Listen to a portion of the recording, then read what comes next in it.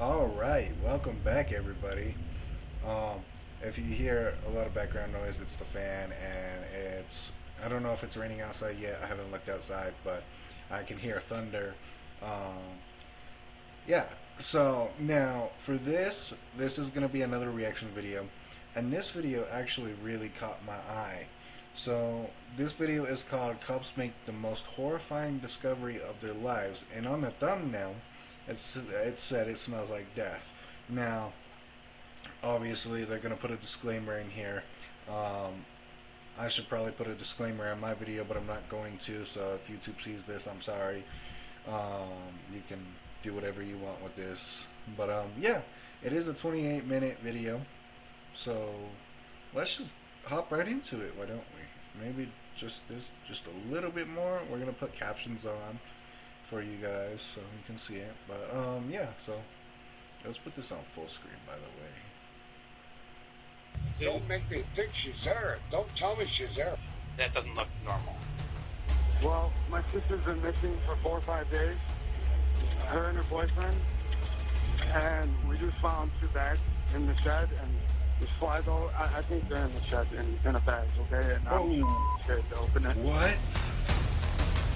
He thinks they're in the shed in a bag. That's crazy. That's some crazy stuff right there. But yeah. Oh yeah, dude. We don't have to cut. We're confirmed. This one will stand out in my mind as being more gruesome, if not than any one I've ever seen. Boys are drunk, Okay. and we lost my mom in 2011, and never really been the same.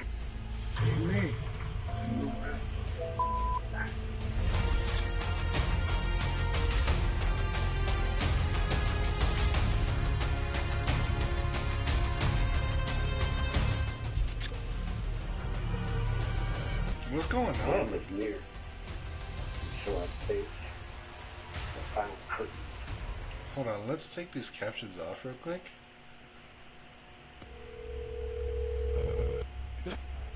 911, where's your emergency? Hello? Hello, 911. Hi, I need someone to come to my house and get Zoe. Okay, what's going on over there? Well, my sister's been missing for 4 or 5 days. Her and her boyfriend. And we just found 2 bags in the shed, and Wait, her and her. Hold they're on.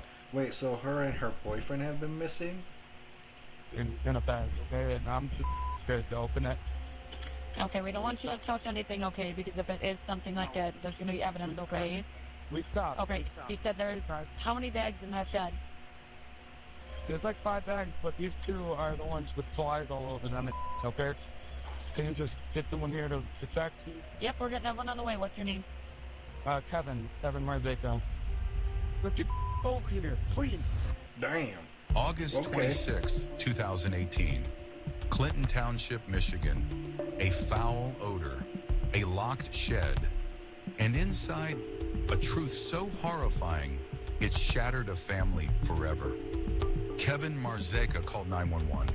His sister Danielle and her boyfriend Seren hadn't been seen in days. So, sister, his daughter, has been missing for 5 days now. Okay? I did a walk around the house, check trails or anything suspicious. Seen a boatload of flies behind the shed. But what he found in the shed would turn their worst fears into cold reality. I don't understand. Like, why would you put it by their house? Like, it was obviously one of these 2, right? I mean, it has to be, right?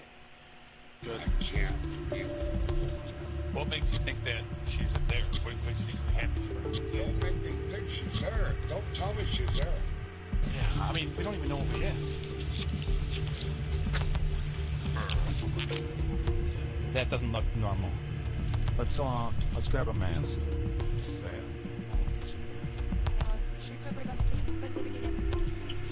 They then prepare to enter the shed.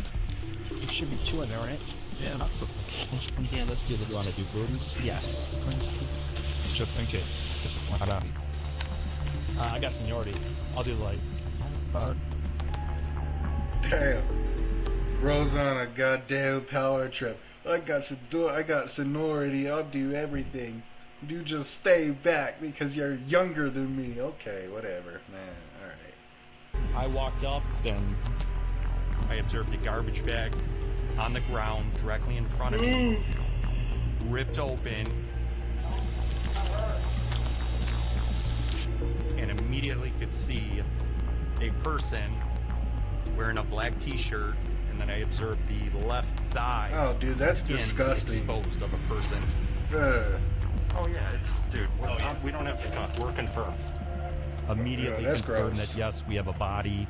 We're confirmed. Confirmed. Confirmed. Yes, it is. It is. Get everybody out here. Wait, didn't he say it was behind the Immediately shed? clearing that home, making it safe. So He literally said it was behind the shed, but they're looking inside the shed. That's weird to me. is that not a possible suspect hiding in there? No.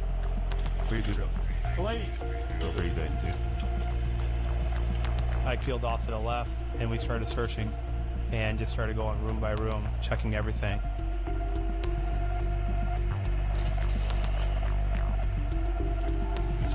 That's as tense as it gets, is clearing a house.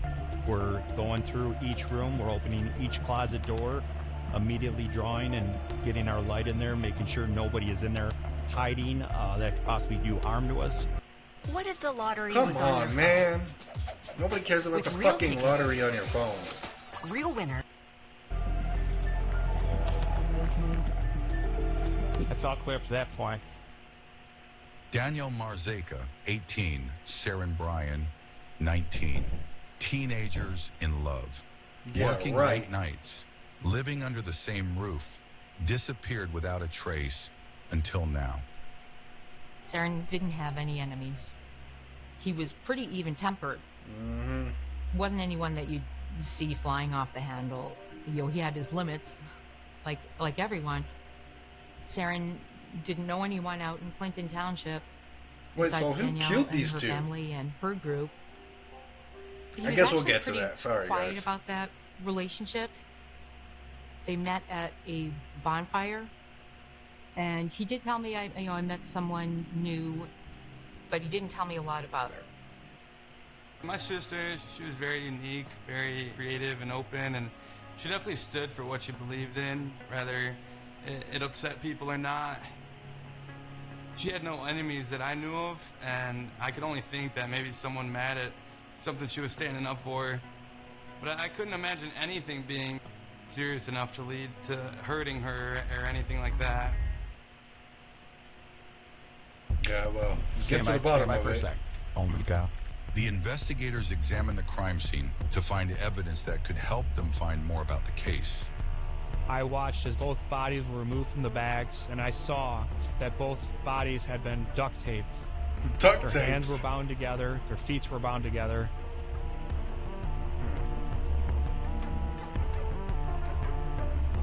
They also had duct tape around their mouths or over their nose, and they also had bags put over their head and then duct taped around those bags around their neck. I opened up a bag and found multiple items inside of it covered in one of which was a small mallet. Immediately thought that, hey, we could possibly have a murder weapon here. We continued on, duct tape with on it. There was bed sheets with on it. I've been employed with Clinton Township Police for 18 years. This one will stand out in my mind as being more gruesome, if not than any one I've ever seen. The No, that's investigation not begins true. with friends and family members of both the victims. Her and her boyfriend Sarah, who's 19, are both missing. I dropped them off after work on Thursday morning. They've been missing since Thursday at 8 a.m. That's when I dropped them off. That's the last time. Where did you drop from, Laura? Here, their house, after work. That was the last time you saw him. It's the last time anyone saw them. Danielle's work friend was trying to help find her, and she had been home with Danielle's father, Robert, looking around. When we started talking about the shed, So we were looking for the key. We couldn't find the key. One of the keys is missing. he said Robert couldn't find his key. Oh yeah, couldn't bro, produce took that his shit key. for sure. It wasn't then until they had to call Robert's son, Kevin, to bring a key over to the house. So we found the spare, and there was a bag covered in flies and stuff like that. And so her dad and brother cut it open and pulled the plastic apart, and then both screamed and freaked out and ran to the shed. It's kind of rough, isn't it, man? What are we gonna do? Yeah, not for a little while. You know what I'm saying? I mean, they got a don't want to, you know, I had a daughter. I get it. When I was talking to Robert, he was odd. He was He's acting getting strange. pissed. We just kind of let him talk. I positioned myself so my camera would be on him and let him go. I didn't know how involved he was with this. I didn't know why there was body parts in the shed. Maybe it was him. He said he lived there, but he didn't know anything about that Person being inside of the shed. When you he was live, right? Yeah. You and Kevin. Yep. Whose key do you use? Mine. So at this point in the investigation, we had a shed that was not broken into. Someone used a key to get into that shed. We had what appeared to be two bodies stuffed in bags It had to in be that shed. her We had dad a couple or her different brother. stories Or it had to on be both of whose them. key was used. And at that Because I point, swear we to were trying God, to figure who out whose else would story have was the key to true, that shed? who we could believe and who we couldn't. Kevin was cooperative in coming to our police station where we could conduct an interview with him. What's your name? No, Kevin Gilbert. I'm a detective here. Yeah, quit. How's Sharon's relationship been with Danielle? I mean, they get along. I mean, from what I was told from her friends, that her boyfriend would never hurt her. So I figured it, she got hurt. He was with her, So just so I can get this straight in my head, because I'm not that smart. Now, living there at that time, so within the last week, I had you living there, your dad, Sharon, Danielle. Was there anybody else? My brother. Okay, and what's your brother's name? Robert. Okay. I was just a little bit surprised to hear about another brother because that was the first I'd heard of it. Were you trying to communicate with him that night? I tried on Facebook Messenger. Okay. But you didn't try to. And, well, the thing is, I could tell, he caught, drift of what's going on, and Okay. He pretty much said he's shutting his phone off. I gotta go charge my phone. And he never came back online. Right. So I didn't bother trying to call, trying to text.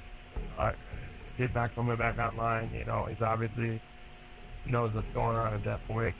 This is weird, guys. I didn't know who Robert Jr. even was. I don't know if Robert Jr. is a suspect. I don't know if Robert Jr. just wasn't around and nobody brought him up. But at that point, I was very curious on why he was not mentioned in the beginning of the story. Yeah. How about your dad? How's your dad? Yeah. Boys are drunk. Okay. And we lost my mom in 2011, and I really... Wait. Okay, so how's your dad? Oh, yeah, he's a drunk. Really been the same, Well, he's always drunk. Before he used to take pain pills too. Right. Too. And the mix of both always made. Okay. He just blatantly was no reason. He explained that when Dad got drunk, he would sometimes get angry and yell. If they're an alcoholic, they can be two different people at different times, and that got me a little suspicious at that point. Dude, everything's suspicious at this point. Looking for a broker that can match your drive and ambition? No. Don't sell. I feel like the whole So family my next was task involved was in to this interview now. Robert Sr. to try and gather more information. I do is worry about her. And now, the end is near. And so I face the final curtain. For you? Yeah. Why for you? Because if that's her in my shed, I'm done, son. I'm done.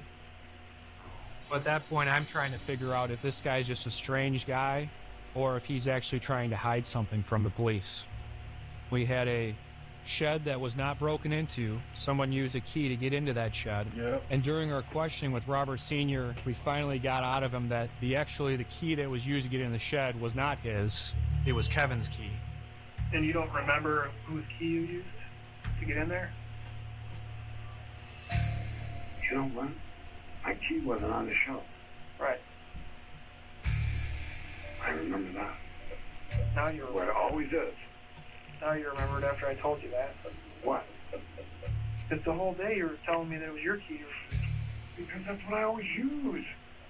All right? And when I told you... Listen, well, believe me, I haven't slept in days. Okay, well, I get Listen, that. listen. I remember it because I went up on the shelf where I have the house keys, and it wasn't there. Okay. I said, my key's not there. And I checked my pockets, because sometimes I have it. No, it wasn't there. Because we had to break the damn lock to get in. Right. And he couldn't explain why he originally told me it was his key. Whether it was he was just intoxicated or he was lying to me, I was still trying to figure that out at that time. Both. Detectives then shift their focus to Robert Jr. Where is Robert staying at right now? I have no clue. You said Robert was with you when you went to work on Thursday? Yeah. Did he pick you up, or did you go pick him up, or how does it work? He picked me up. Okay. Oh, so he picked you no. up in the morning? Bro, this has got to be the 5:30. dumbest criminal So you were ever. with him the whole day? Yeah. I'm trying to put pieces together, because we want to Oh, talk to hell Robert no. What so you that we doing can with get this his story too, tongue? you know? I'd rather not involve somebody that doesn't need to be involved. You realize we're talking about possibly dead people here, right? The strange thing is that Robert Sr. was kind of shielding me away from Robert Jr., so I was suspicious about that. Yeah, he knows something. The autopsy reports came and the victims were identified as Danielle and Seren. The medical examiner gave a cause of death for both victims as asphyxiation and blunt force trauma. So it was just way overkill on this one. Saren was a very kind person. He was sensitive to how others felt and wanted people to be comfortable and happy. He liked to draw and create art. He had sketch journals. Sometimes he shared them, and asking questions about them, I found out more about his day and how things were going. When he shared things from the sketchbook, it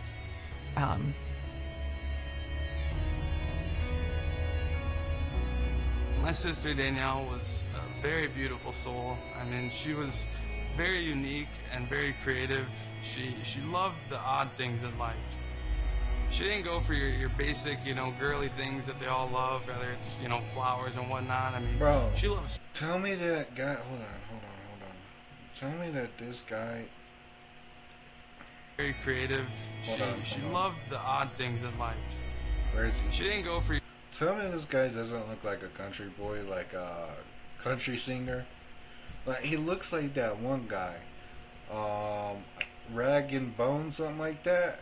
That guy, he definitely looks like that guy. Your basic, girly things that they all love, whether it's, flowers and whatnot. I mean, she loves spiders and bees and odd things like that, things that didn't get the normal attention. And a lot of her pictures, she would kind of put her head up and just her arms open and kind of embrace the world. Investigators returned to the crime scene for clues. The house seemed clean, too clean. Once I saw that, I thought this was not the actual scene where these people were killed. Looking around to your naked eye, it would look just like a bedroom. Yeah. We use this stuff called Blue Start, so it reacts to where blood was. Ooh. And the reason why we use that is because this crime scene, someone had cleaned up. Someone had staged this bedroom to look like nothing happened in that room. But inside Robert Jr.'s closet, blood-stained towels, duct tape with hair, clues hastily shoved into darkness. The evidence tech located a bunch of evidence, black duct tape that had blood on it, hair on it, sheets that had blood on it, towels that had blood on it. I fucking knew a lot it, of different dude. things that looked like were used to clean up maybe a crime scene. I knew it. It was either the whole family, one of them, or two of them. If Robert Jr. is on the run, he could be pretty far away by now. We also he discovered definitely that is. their family van was now missing and no one knew where it was. So we're starting Yeah, he to took that realize shit. that Robert Jr., if he is our suspect, could have fled in that van. Nah. At that point, things started to move a little bit quicker for us, and we had to move fast. Yeah, it was him Robert for sure. Jr., Danielle's own brother, was missing. They traced Robert Jr.'s movements, cab logs, surveillance footage. He was in Toledo, Ohio. I was looking at the 23rd, which was the last day that Sarah and Danielle's coworker saw them. Well, later that morning, early afternoon, I see Robert Jr. was calling a local cab company, and I followed up with that cab company to find out if they did show up to give him a ride. So of course I they spoke did. to your operator. I asked her about the 23rd. Do you recall going to pick up somebody at that at a trailer last Thursday? Okay, I kind of do remember. Wait, so is that Can you Robert tell me Jr. they're anything talking about to? that pickup and who it was? Anything you recall? Oh, I can't really remember. Dropped them off at Wendy's. Oh, that's the coworker. Sorry, I wasn't listening, guys. Said first, I think, at Walgreens and then at Wendy's. What the hell? Pulled right in, and very first. Counter. So he appeared very calm. That was weird. It's not like he had blood. Pulled right in, and very first parking spot. That is part of the video. Holy shit, okay. Pretty much in all the videos that I watched of Robert Jr., he appeared very calm. It's not like he had blood all over his clothing. He's just acting like the normal guy that you might be standing behind in line at the counter. Yeah, So when I psychopath. watched the video, I saw Robert Jr. at the Wendy's, which I know Oh, okay. is a bus stop, getting onto the bus. Did you go up Parker? No. How far did you go? Sorry, Kurt. Initially speaking to Robert Sr., he had told me that Robert Jr. on the 23rd was with him on a job across town, that they had rode together in this white van to this job. And now I'm watching this video of Robert Jr. taking cabs, getting on a bus. It was obviously not a true story that Robert Jr. was never with Robert Sr. that morning. Yeah. What I then found out is he was en route to meet his father, who was doing a construction job about 45 minutes away. So at this point, we knew if Robert Jr. was on the run, it was likely that he was in that van on the run. So I created a crime bulletin. We distributed that to other law enforcement agencies and to the media to get it out to the public. The search continues for a 24-year-old man following the discovery of course a it's a double murder scene in 24-year-old. Clinton Township. You're dumb, man. Is this the best survival game ever made? I mean, I'm dumb too. I'm 21, but hey, I'm 21, My but thought I ain't that dumb. process, I'm trying to think like Mr. Marzecca. He's trying to blend in within the community. I used the homeless to help me. What the I fuck? needed them to. Oh yeah, I just used the homeless to help me. Yeah, okay, buddy. Pound the pavement for you.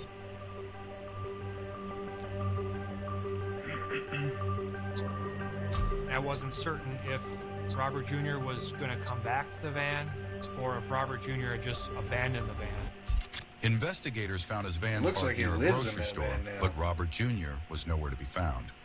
Police searched for the areas where Robert Jr.'s van was found. You know he's wearing a disguise with the blonde wig and sunglasses and the Tan baseball cap. It looked so foolish. But he just stood out. He thought he was trying to blend in, but he actually stood out. He went in and he purchased a cell phone. There's a burner phone for sure. It has to Presumably be. he was making a phone call to someone. And then shortly thereafter, he brought that phone back in, packaged back up, and returned it for the cash. What the fuck? My thinking is he doesn't have any friends. He's trying to get away. He's trying to get distance. Your worry right now? One, he needs identification. The next two things is going to be the train station or the bus, which is all in one.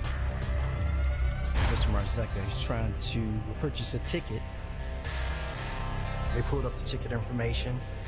They had that ticket printed, which said his alias, Josh Bianca. The ticket also said the location where he was going to, what time he left, which was 11:55 on the 28th, and he arrived in Cincinnati at 3:45 a.m. on the 29th. So we had to contact the U.S. Marshals down in the area of Cincinnati to start combing the area for Robert Jr. in the area of that bus stop or in the immediate area of that. He had about a 6-hour head start on us, and we knew that he had definitely came to Cincinnati, so that was our breadcrumb at the time. So at that point in time, we started heading toward the Greyhound station there in Cincinnati. Then Cincinnati, at a library disguised and calm. He said, Marzeka came up to me, he only asked 2 questions. He asked me, 1, where can I buy a cell phone? And where's the library at? If we show up wearing our tech gear, he might see us walking up to the library, and at that point in time, he might book it. Cincinnati is a decent-sized city, and especially when you think you got someone locked down, you know, you don't want to give them an opportunity to slip out and go somewhere else. So my Y'all should be able to fight him. It's not that big. And there's a security guard that was sitting just left inside the doorway. Just like Denver. And the Denver's security not guard that big. is facing the elevators. And we identify ourselves and show him a picture and say, we're basically going to be looking around here. We're looking for this guy. If you see him, don't approach him because he's very dangerous. But how do you know he's dangerous? Time, I had my back kind of to the elevators, and I'm pulling up a picture of Robert Marzeka. I hear it ding, and I see the doors open up. Goes, there's your guy right there. At that point, I turn around, and my partner turned around, and I mean, there he is. Wearing the same hat, same long blonde hair wig, strolling off that elevator with not a care in the world, holding a cup of coffee, and he was pretty shocked. He was pretty shocked by it. It's almost like you're watching, a hit cable TV show. And so at that point in time, we basically jumped him and actually got out of there pretty quickly. Okay. Robert Jr. was caught. Marshals took him down in seconds. So the marshals had their man, but that was not the end of my job. I had to continue with the investigation. Robert Jr. was transported up to the Clinton Township Police Department. Once he's up here, I got word that he wanted to talk to me, which surprised me. I didn't know that he would talk. Obviously what happened was unimaginable, you know, and it happened to your sister, which is awful, okay? But a lot of times there's reasons why things happen, and whether those reasons are understandable or not, I'm just here to hear you out, right? Mm-hmm. Sure you are, What but did you have to say to him? Something happened to take you off? What happened? Well, my first question, what is the... well, they're just trying to get him to admit that he did do it. You got 2 counts. Just keep your mouth shut. Charge documents here, 2 counts of homicide, murder, and first degree. What is that? Premeditated. Yep. What is premeditated? I mean, you plan to do it. And if that's not the case, you tell me. You're looking at the worst charge than killing 2 people. All right, but nobody can understand why. Why did this happen? So at that point, Robert Jr. asked if he could call his brother, and secretly I had hopes that maybe he was going to call his brother to confess or to tell him why he did it. Hello? Hey, Kevin. Just got back from Cincinnati. I've got Robert here with me. Okay, all right. I'll talk to you in a few, Kevin. Okay. Hello? Hello?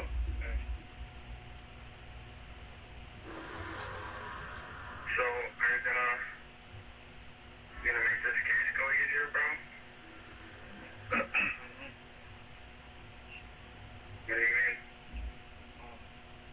Are you guys okay in the house? Like, we're not living there anymore, Rob. There's blood everywhere. So, are you pleading guilty to everything? No, I'm not. Why? Why? really talk about it on the phone, but Robert Jr. just told him he's going to plead not guilty, and at that point it gets frustrating because you know that that good piece of evidence that we could have right there of his confession, we weren't going to get it. Yeah, Despite him not confessing, the investigators take him into custody for the murder of his sister and her boyfriend. I believe what happened is Saren and Danielle return home at 8 in the morning from working all night and go to bed. Robert Sr. gets up to go to work. Robert Sr. and Robert Jr. were going to go paint that day. Robert Jr. was nowhere to be found. He wasn't in his bedroom. He wasn't there. So I believe Robert Sr. left to go to work. Robert Jr. then returned home at some point that morning, and something bad happened in Saren and Danielle's bedroom. Oh yeah, it did it for sure. You guys already know. After a 6-day trial, the jury took just 40 minutes, guilty, on all counts. Robert Jr. would never leave prison again. Danielle and Saran's story is one of love, stolen by someone they trusted. Their final moments silenced in a shed, but their memory can never be taped shut. What do you think? Was Robert Jr. acting alone? Yeah. Or did this family... Alright guys, so yeah, you guys, that is the end of the video. I hope you guys did enjoy this video. There's a lot going on in this video. It was a 30-minute video, but yeah, if you guys did enjoy this, go ahead, leave a like and subscribe. I know I'm looking at myself, I should be looking at the camera, but yeah, go ahead, leave a like and subscribe, and comment down below what you guys thought of this video. If you guys want more reaction videos, comment down below, because I'll keep doing it. And yeah, I'll see you guys in the next one.